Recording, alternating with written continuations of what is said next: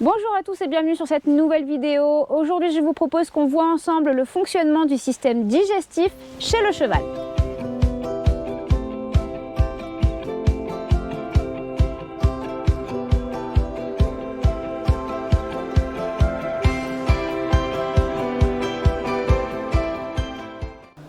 Pour en savoir un peu plus sur les problèmes liés à la digestion que peut avoir un cheval, je suis allée faire un tour à la clinique vétérinaire de l'hippodrome de Cagnes-sur-Mer où j'ai rencontré le docteur Fissolo qui a eu la gentillesse de répondre à toutes mes questions.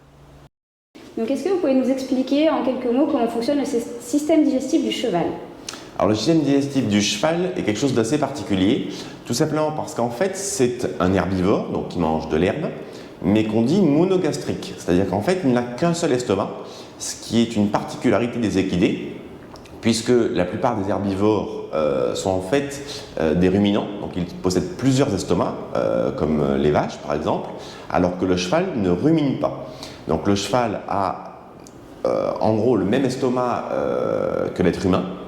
Par contre, ce n'est pas un omnivore, c'est un herbivore, il ne mange que l'herbe et du fourrage.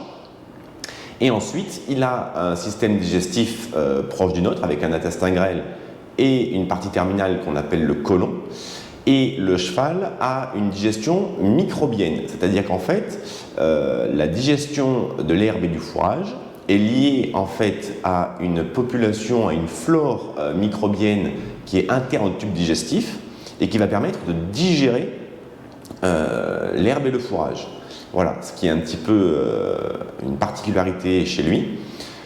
La particularité aussi du cheval, c'est qu'il a une anatomie assez particulière au niveau de ses intestins, ce qui le prédispose quand même par rapport à beaucoup d'autres espèces à avoir des pathologies digestives. Donc on regroupe sous le nom de colique, sachant qu'une colique, en gros, ça veut dire que le cheval a un trouble digestif.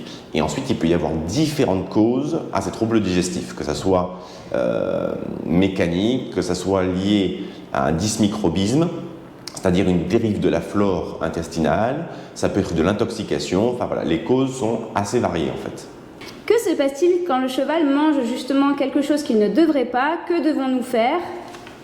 Alors, quand le cheval va ingérer quelque chose qui ne lui était pas destiné, donc on parle d'ingestion accidentelle en fait, cela va découler dans la plupart des cas sur des symptômes de colique, c'est-à-dire en fait un inconfort intestinal. Le cheval va se coucher, il va se rouler, il va gratter le sol, il va faire le flémen. On a différents symptômes qu'il peut montrer pour, je dirais, matérialiser sa douleur au niveau intestinal. Ensuite, du coup, le véto va intervenir pour savoir quelles est un petit peu les lésions qu'ont provoqué cette ingestion. Donc, les lésions peuvent être à la fois mécaniques, il faut imaginer que le tube digestif du cheval, c'est vraiment un tube et qu'il peut se boucher, d'accord, vraiment de manière mécanique. Donc, dans ce cas-là, on va avoir soit des techniques médicales, soit, dans les cas les plus graves, des techniques chirurgicales pour venir lever le bouchon. Après, on peut aussi avoir des intoxications, je dirais chimiques entre guillemets. Dans ce cas-là, une chirurgie, malheureusement, n'est pas la panacée, puisque une fois que le mal est fait, ce n'est pas une chirurgie qui va changer quelque chose. Donc là, c'est vraiment du traitement de médecine interne pour tenter en fait de limiter les conséquences de l'intoxication par certains produits que le cheval aurait pu ingérer. Et des fois, ça peut être très variable. Ça peut aller de champignons toxiques à, j'ai déjà eu un cas de galets de piscine, de chlore. Voilà, donc ça provoque de graves lésions au niveau de l'intestin.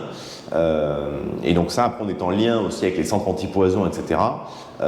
Pour avoir le meilleur traitement possible pour tenter de limiter les dégâts sur le tube digestif. Quel a été votre problème digestif le plus marquant de votre carrière et qu'avez-vous dû faire? Alors le plus marquant, ce qui marque, c'est souvent par la gravité. Ouais. Donc je me rappelle très bien, on était dans une écurie dans le Var, j'ai été appelé pour des symptômes de colique. Donc quand on est appelé pour des symptômes de colique, on peut arriver sur des troubles mineurs jusqu'à des troubles majeurs. Là, les propriétaires avaient bien vu qu'on avait des symptômes de colique. Par contre, c'est très compliqué de savoir si on est en face d'un problème mineur ou d'un problème majeur. Et quand je suis arrivé, les premières investigations ont montré que le problème était grave majeur et évolutif, c'est-à-dire qu'en fait la situation se dégradait très rapidement. Donc il a fallu très rapidement préparer le cheval pour un transport d'urgence vers la clinique à Cagnes-sur-Mer. Là, chaque minute était vraiment comptée. Le cheval s'est effondré dans le transport jusqu'à la clinique. Donc il est arrivé couché dans le transport. Et donc nos équipes médicales en fait ont dû vraiment traîner le cheval du transport du camion jusqu'au bloc chirurgical pour pouvoir l'opérer. Pourquoi ça a été marquant également? Parce que ce cheval, la chirurgie lui a sauvé la vie. Et ça a marqué un petit peu les équipes parce qu'en fait, quand la propriétaire est arrivée, comme le cheval était couché et qu'il était quasiment inanimé, pour elle, son cheval était déjà mort. Donc on arrive avec une urgence médicale et on a aussi des équipes d'assistantes qui doivent aussi gérer un petit peu, je dirais, la détresse émotionnelle à ce moment-là. Parce que on vient d'annoncer une heure avant aux écuries que le cas est très grave. La propriétaire prend le transport, pense que son cheval est mort. Elle arrive, on lui dit que finalement non et qu'il va falloir tout tenter dans les minutes qui suivent. On sait aussi qu'une chirurgie de colique, ça représente un coût financier. Et là, il faut choisir en quelques instants si effectivement on engage plusieurs milliers d'euros ou pas. Et oui, on est vétérinaire, on est là pour soigner les chevaux. Après, on est aussi des êtres humains et on peut comprendre que prendre une décision sur plusieurs milliers d'euros en quelques secondes, c'est pas forcément évident. Voilà, donc on est là à la fois pour gérer le côté médical, mais pour gérer aussi le côté humain et comprendre aussi les propriétaires des chevaux et les décisions qu'ils doivent prendre des fois dans un temps très court. Et du coup, il lui était arrivé quoi? Qu'est-ce qui a causé cette colique? Est-ce qu'on sait? Alors oui, c'était une jument et en fait elle avait régulièrement des chaleurs douloureuses et cette fois-là, donc elle était suivie médicalement pour ça et depuis une semaine en fait elle n'avait plus son traitement parce que malheureusement la vie fait que les propriétaires de chevaux travaillent aussi, ils ont aussi des emplois du temps et on a vite tendance à se dire je le ferai demain. Et de lendemain en lendemain, il s'est passé 5 à 7 jours. Et en fait, pendant cette semaine, la douleur ovarienne a augmenté, ce qui a déclenché une colique. Et c'était une colique de torsion. Et donc du coup, comme l'intestin était complètement tordu sur lui-même, la vascularisation ne se faisait plus, c'est-à-dire qu'il n'était plus approvisionné en sang. Et donc en fait, il était en train de mourir comme si je vous empêche de respirer. On comprend bien que chaque minute compte, parce que chaque minute sans oxygène, les organes lâchent les uns à la suite des autres. Pour l'intestin, c'est pareil. D'accord. J'avais entendu dire il y a très longtemps qu'il n'était pas forcément bon de transporter des chevaux en colique. Qu'est-ce qu'il en est aujourd'hui? Alors, ce qu'il faut en tout cas faire, c'est déjà avoir l'avis de votre vétérinaire. On a dit une colique, c'est le synonyme de le cheval a mal au ventre. Là-dedans, on peut avoir plein de cas différents. Et suivant les cas, effectivement, il peut être bon ou néfaste de transporter le cheval. En tout cas, sans aucune médication. Ça peut aussi devenir dangereux sans médication, parce qu'on comprend bien que si d'un coup le cheval a une crise douloureuse et commence à se débattre dans le transport, on peut mettre en danger la vie du cheval, la vie du chauffeur, mais aussi la vie des autres usagers de la route. Parce qu'un animal de 600 kg qui se jette dans un transport, on peut très vite avoir des sorties de route. Donc moi, mon conseil, c'est dès le début de la colique, prévenir votre vétérinaire qui va vous donner les premières indications avant même qu'il arrive.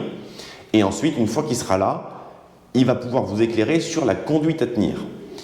On sait de plus qu'une colique, au plus elle est prise tôt, au plus il est facile de soigner le cheval. Donc, c'est plus facile pour le vétérinaire, c'est moins de souffrance pour l'animal et c'est aussi moins de médicaments et de soins et donc, bien souvent, une facture en fait allégée. Plutôt qu'une colique qui a évolué pendant plusieurs heures, voire des fois une nuit entière, ou dans ce cas-là, effectivement, comme la pathologie est bien plus avancée dans le temps, il va falloir bien plus de soins intensifs et de médicaments pour soigner le cheval. Est-ce que vous avez des conseils ou des recommandations pour éviter les problèmes digestifs et notamment les coliques dans la vie de tous les jours? Alors, le principal conseil, c'est lié à la situation du cheval qui est donc un herbivore monogastrique. Un cheval, à la base, c'est fait pour manger de l'herbe. Alors on sait bien que dans toutes les régions de France, il n'y a pas forcément assez d'herbe ou assez de place pour que le cheval puisse se nourrir uniquement d'herbe. Dans ce cas-là, on le remplace par du foin. Le foin doit vraiment rester l'aliment de base du cheval. Idéalement, sauf quelques cas particuliers, le cheval doit quasiment avoir accès à du foin à volonté. Le cheval, dans un milieu naturel, mange entre 16 et 18 heures par jour. Il a un tout petit estomac par rapport à sa taille, donc il ne peut pas manger des gros repas peu fréquents. Il est fait pour manger des petits repas très fréquents. C'est le roi du grignotage. C'est comme ça qu'il fonctionne. Donc, si effectivement on va éviter les problèmes d'estomac, les problèmes de colique, etc., vraiment le conseil numéro 1, c'est le fourrage. Et ensuite, c'est un accès à l'extérieur, puisque dans le milieu naturel, pour que le cheval mange, il doit se déplacer pour aller brouter. Or, dans un box, le cheval ne se déplace pas. Donc, avoir un accès à l'extérieur, c'est très bien. Si le cheval, on ne peut pas avoir d'accès à l'extérieur d'un type paddock, c'est sûr qu'il faut prendre la peine tous les jours de sortir le cheval, de lui faire une activité, au moins une marche au pas, pour qu'en fait, on vienne stimuler le système digestif, puisque le mouvement stimule la digestion. Voilà. À partir de là, c'est déjà un bon pas. Maintenant, on va pouvoir après avoir des aliments complémentaires, des granulés, du floconnés, etc., qu'on peut maintenant adapter à la ration de l'animal. Et il ne faut pas oublier que le vétérinaire est là pour soigner, mais aussi pour prévenir. Et on peut faire de la consultation d'alimentation en amont, lorsque même tout va bien, pour justement se prémunir d'un problème futur. Dans la vie d'un propriétaire, tous les propriétaires seront un jour confrontés à une colique. C'est vraiment une des pathologies majeures chez le cheval. Je pense qu'au mieux on y est préparé, au plus on pourra y faire face correctement. Il faut y avoir réfléchi avant. Pourquoi? Parce que lorsque la colique se présente, c'est forcément une urgence. Et on sait forcément que dans les situations d'urgence, on est moins clairvoyant que lorsque tout va bien. Et le fait de s'y être préparé en amont permettra de prendre les bonnes décisions le jour où l'urgence va se présenter. Voilà. Merci beaucoup. Merci à vous.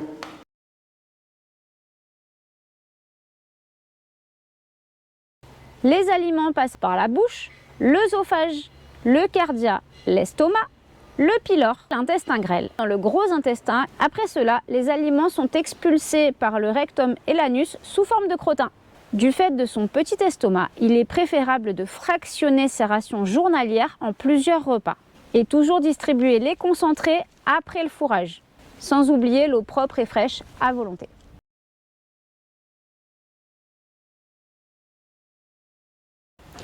Cette vidéo se termine. Comme d'habitude, si ça vous a plu, n'oubliez pas de liker, de partager, de commenter et on se retrouve très bientôt pour une nouvelle vidéo.